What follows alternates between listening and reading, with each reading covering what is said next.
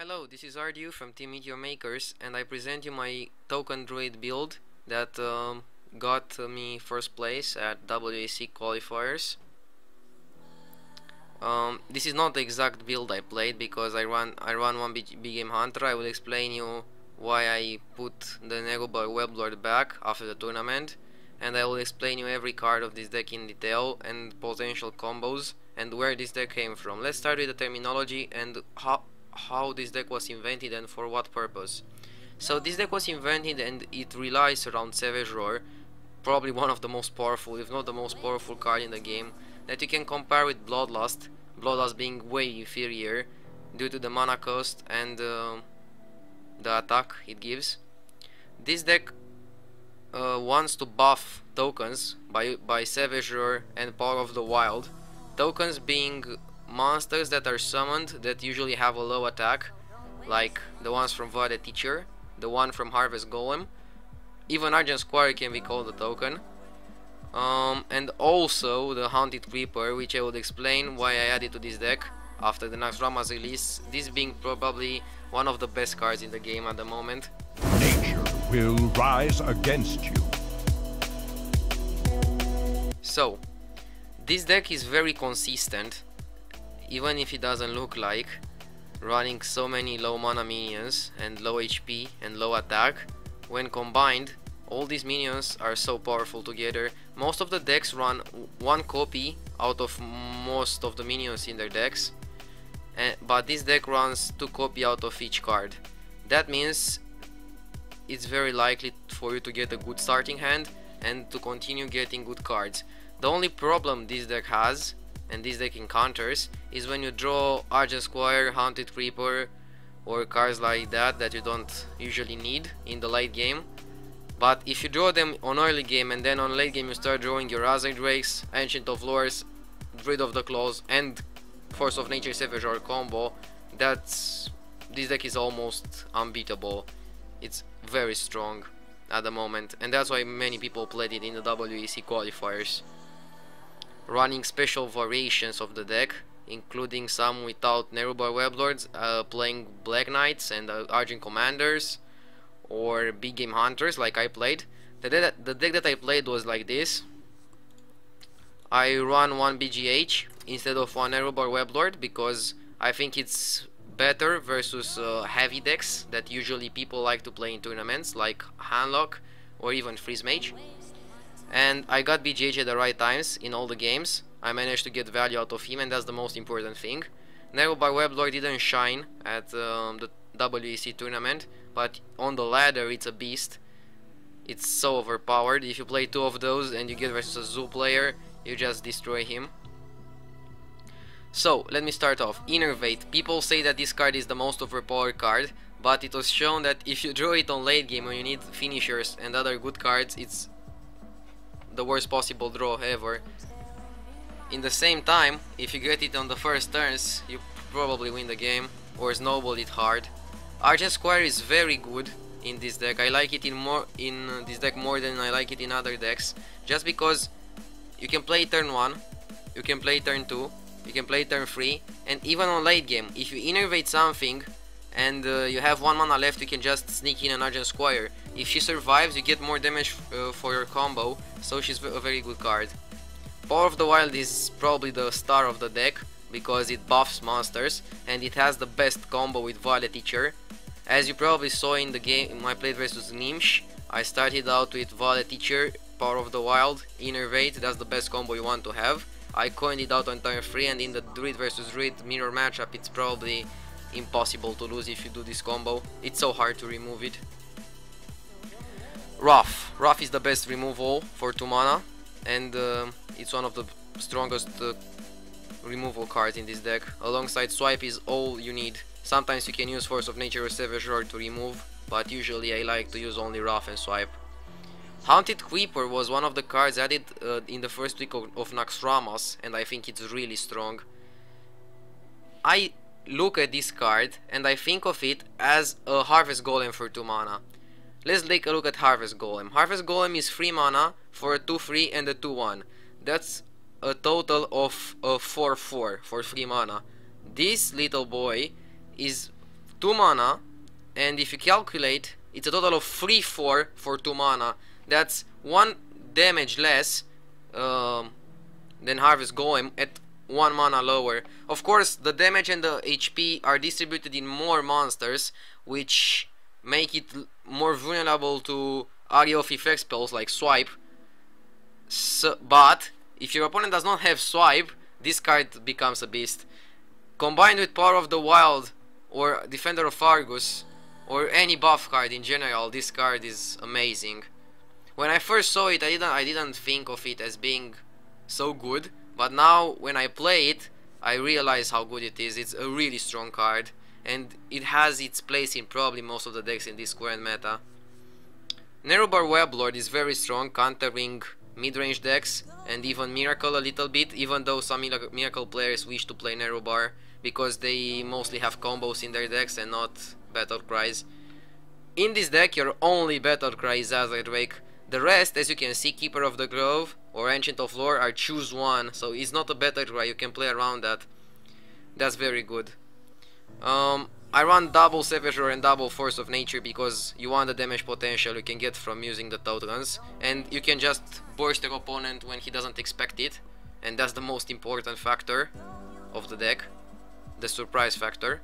BGH is run just because your deck has no removal for big monsters, and you want to have something to remove that annoying Ragnaros or that taunted giant. You can replace BGH by another Nerubar Weblord for the ladder because most of the people play Zoo at the moment and Miracle, and you don't really need BGH versus these decks. Harvest Golem is a very strong card in this deck. It's almost the same as Haunted Creeper. If you get Haunted Creeper turn 2, Harvest Golem turn 3, then a follow up with either Fire Teacher or Azure Drake or Druid of the Claw, you probably won the game. Swipe is probably the best removal card in the whole game. So yeah, Druid is very lucky to have the best 2 removal cards, so it can use just these 2 and a bunch of monsters to make a big deck, a big and powerful deck. Keeper of the Grove is a very good card. It's very strong versus Zoo. If you innervate Keeper of the Grove, you simply win the game. You can use it as a silence because in this meta a lot of people like Death Rattles, and you can silence the Death Rattles to make them lose value. You can also use Keeper of the Grove to pass through towns because you don't run Black Knight in this. I don't think Black Knight is needed. If you saw the WEC Cup, you would see that all the players played Black Knight in the Token Druid, and most of the time, probably 80% of the time, it was a very bad card, staying in the hand for more than 4 or 5 turns, and that's not what you want. Keeper of the Grove, you can just use the 2 damage. If it's needed, you can silence the taunt, whatever. It's a very strong card. Fire Teacher is the star of the deck, near Power of the Wild, because of their combo. This is probably the most overpowered combo in the game at the moment, and if you are able to pull it out, you'll probably win that game. Azure Drake is very strong because it grants you spell power.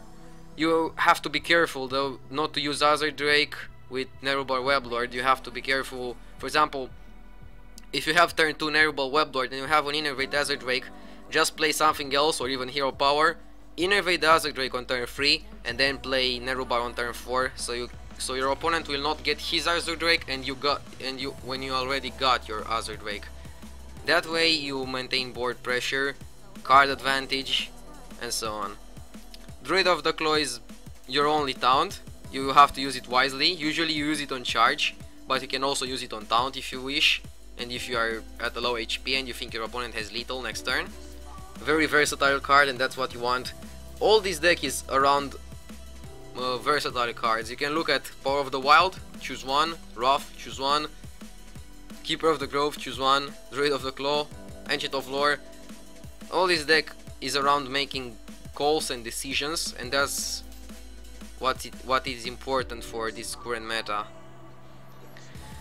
Ancient of Lore, very good card if you get it on turn 7. Very bad card if you have it 2 times in your hand in the lower turns where you cannot use it or innervate it out. Per total, you have to play this card because most of the times you'll run out of fuel due to the fact you have a lot of low mana minions, and you want something to replenish your hand or to heal yourself because that's your only heal in the deck. So Ancient of Lore is a strong card overall, and you cannot miss that. Now let's talk a bit about good and bad matchups for this deck. There are probably more good matchups than bad matchups. I think bad matchup is the miracle matchup only, and you can make it good by adding some more chargers, but I don't think it's needed. For example, in a ban format you can just ban a miracle and play token druid, profit. Also, I think it's not such a good matchup to play versus other druid types like midrange or ramp. At least that was in the last meta. Now with Haunted Creeper and Narrowbar Weblord you have more chances in defeating midrange and ramp, making token probably the best type of druid deck at the moment. I really think it's a strong deck, especially for ladder. For tournament you need to adjust some cards like I did and played BGH. For ladder just play this version with double Narrowbar Weblord. Of course, when other wings come out you can add low tab in this deck, you can add a lot of more cards.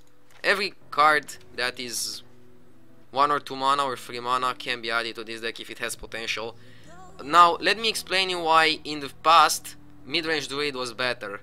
Well, at DreamHack Summer, ECOP I think was the first one that played this version of token druid, and it was very consistent at the time. Unfortunately it had cards like Loot Hoarder, which I don't consider good in this deck. Since then I tried to replace Loot Hoarder by something, because Loot Hoarder was a card that just made your deck from 30 cards to 28. That's all he did. You basically played Loot Hoarder, he died next turn, you draw one card, you get no value, you get 1 damage probably, or 2 damage off. That's all you get from him. He's such a bad card. Even if it replaces himself and it gives you some card draw, if you draw him on turn 8, it's just useless. Now, since Haunted Creeper, which is one of the best 2 mana drops, came out, you simply replace Loot Hoarder with Haunted Creeper and you have one of the best decks in this meta. You cannot play Hunter Creeper in the midrange druid, but you can play it with no worries in this token build. That's what makes this token build way better than in the past. It had like Loot Hoarder and some other cards were useless, like Talnos. I don't like Talnos in this deck. I don't think you need Talnos in this deck, because he's just a dead draw most of the time, and you have only Swipe and Rough, the spells that you can get spell power from, so I don't think it's worth running Talnos. Other potential cards that were used in the past is Argent Commander, one of them, and the other one is Ragnaros. Both of them are situational, not so good. Ragnaros dies to a lot of stuff. Argent Commander just kills Hazard Rays, that's all he does. He dies to even a Keeper of the Grove. I think this deck is very consistent. It's cheap, as you can see it has no legendary. The most expensive cards are Force of Nature and Ancient of Lores, which are epics. But if you can get some dust, just make this deck, it's worth it. It wins tournaments, it crushes ladder. It's a very strong deck overall, I recommend it. You can adjust it according to the NAXX updates and so on. So this was the Token Druid build.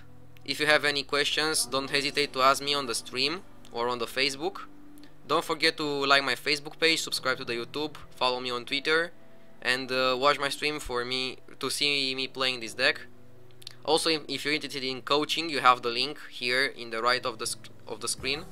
So thank you for watching. This is Rdu signing off.